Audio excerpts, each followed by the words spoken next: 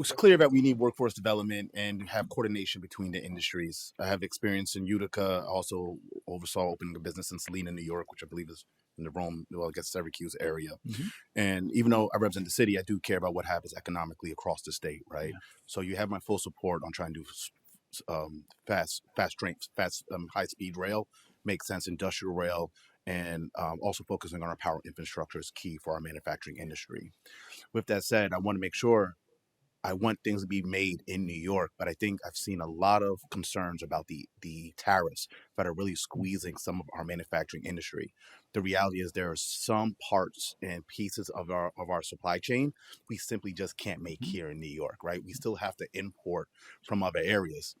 And just how simple it can be, I love Cool Ranch Doritos, right? It's one of my favorites. Mm-hmm. And I laugh because the other day I got a chip. I was like, there's like no seasoning on this chip.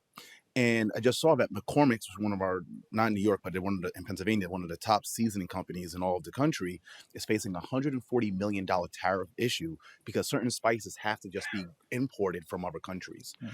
And I'm really concerned about businesses like ConMed, which is medical supplies, right? A lot of those components are made in India and Pakistan and other areas, and then they're then remanufactured here in New York.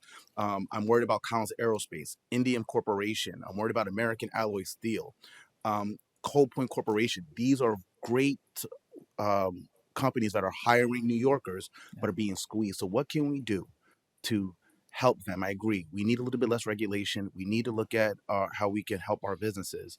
But how do we protect them from these tariffs right now that are really hurting these small and medium-sized businesses?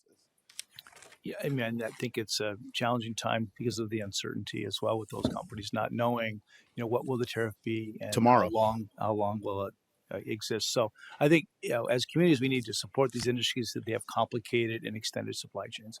And the reality is that's going to be the case for quite a while. We are seeing some relocation into our state, obviously within the country too, based on what's transpiring. But it really is an uncertain environment. So we're just trying to help companies sort through their own supply chains, Right. because quite frankly, they'll have to make their own individual decisions. We can also help them find, both as partners in the community in New York State, find suppliers that are within the state or within the country that they can shift some of their production to. But it's just going to be complicated. And we were all hopeful, at least I was hopeful, it would settle down. We'd know more of the landscape.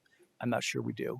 And It so keeps shifting, it and I does, don't and know it's really challenging. how do you do your forecasting. We're trying to build housing for Micron and all that. If you don't know what your copper wire is going to cost you a year from now, that can completely throw Very off your challenging. pro forma for any type of major production or manufacturing. So I think it's very unfair to the businesses across not just New York but across the country.